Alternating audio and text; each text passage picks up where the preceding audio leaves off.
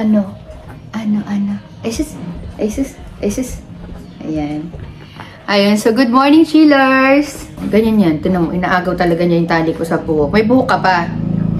Mga ilang days na rin ako hindi nakakapag-vlog. Pero i-insert ko na lang po dito yung mga ganap ng nakaraan. Kasi ito po talaga yung pinagkakabisihan namin ngayon. Bali, sa alaset po siya na dadalhin namin sa Isabela.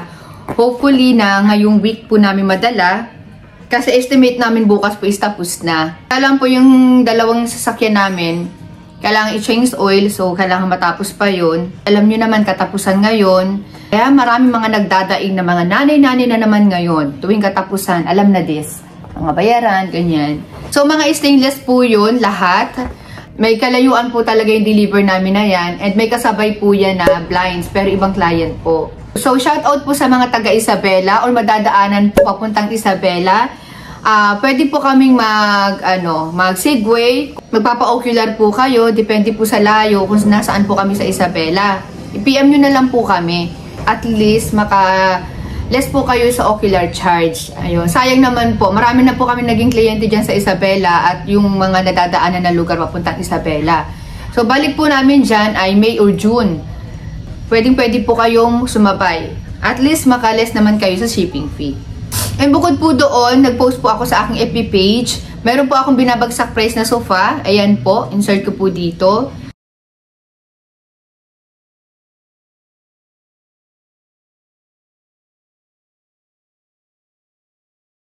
Magkano na lang ba binibigay yun? 30,000. Free shipping fees within Metro Manila. May less pa daw ba? Depende sa mood ko. Ayun. So, PM nyo na lang po ako. Tingnan natin kung maliles pa natin. Yan. Lalo sa mga old client ko, hindi ko kayo basta matatanggihan. Basta tumawad at pasok, may matira lang sa akin, okay na. Shoutout po sa family, si Pagan. Ayan. So, sa kanila po namin dadalhin yan. Bali, old client ko na din po siya. Gumawa na kami ng sofa sa kanila at saka accent chairs. Yun. So, update ko kayo dyan doon sa sofa na pinagawa nila sa amin. And shoutout po pala sa mga nagpa-ocular po sa amin. Ayan, pasensya na kayo kung medyo nakukulit po kayo ng admin. Update nyo naman po kami kung kailan po kayo magpapa-line up. Kasi marami po kasi nagpa-ocular na hindi naman sa amin sinabi na matagal pa pala sila magpapa-line up. So, lagi ko po sinasabi yan sa vlog ko, lalo sa mga voice over ko na kung mga 1 taon pa po bago kayo magpagawa, pwede naman po i-schedule natin yung ocular.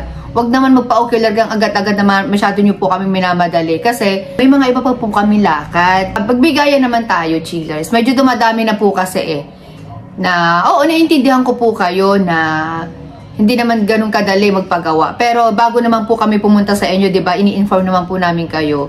Lagi namin sinasabi kung ano yung price, more or less ganito. Nang sa gayon, alam nyo po kung kakayanin nyo yung set or hindi. Lalo't malayo po kayo, tawid dagat, ganyan. Tapos hindi naman pala kayo mag-go, kawawa naman po kami. Kahit pa po nagbayad po kayo ng ocular charge, hindi po ako kumikita dyan. Kadalasan nga po nag-charge pa po ako.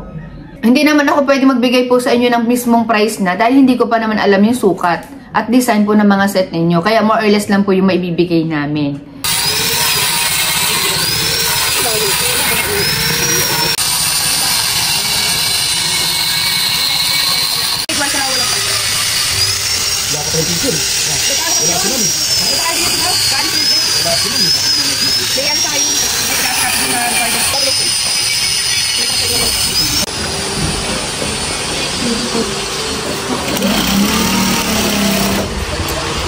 Okay.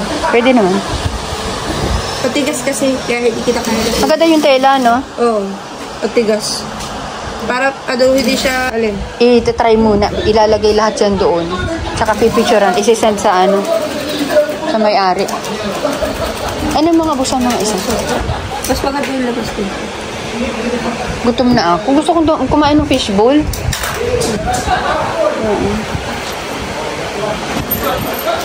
Ang ganda, oh.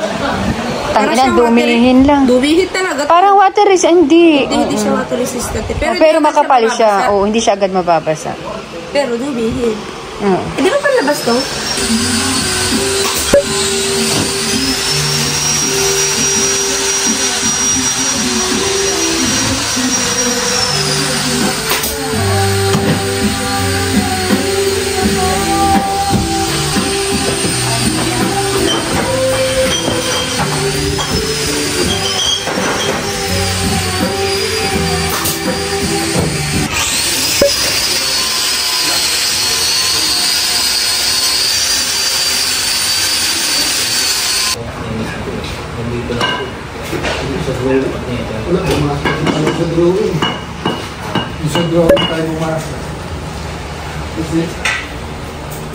Lahin mo nga palabas. Yung ano kahoy. Hindi pa ito buka ng plywood. Sige, okay lang. Ano ka din? Di hatak lang pala, no? Ito! Hello, yan.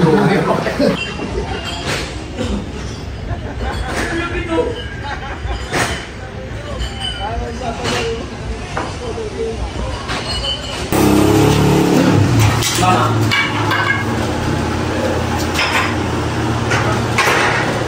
Doon muna kaya, sige mo doon.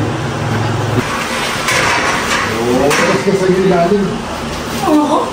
Ilalim mo inintindi, hindi mo ibabaw.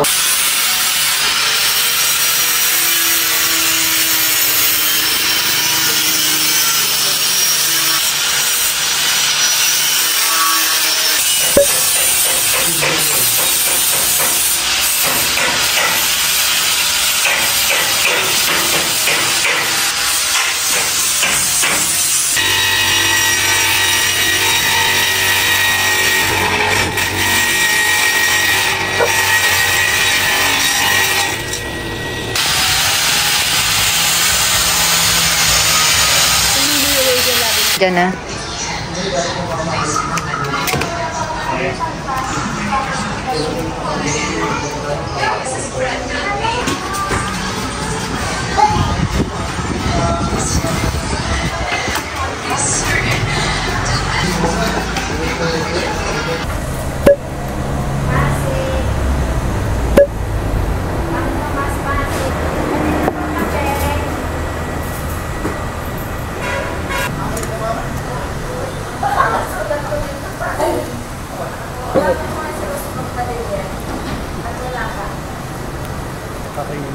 Di ba kasi kayo hindi naman kumuha?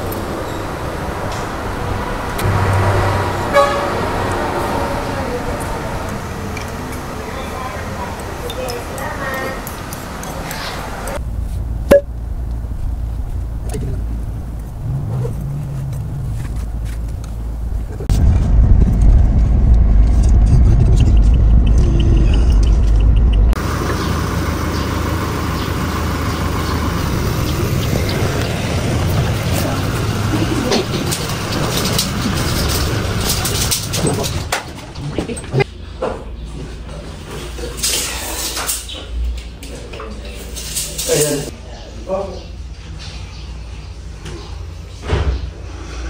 Ito na po, 5.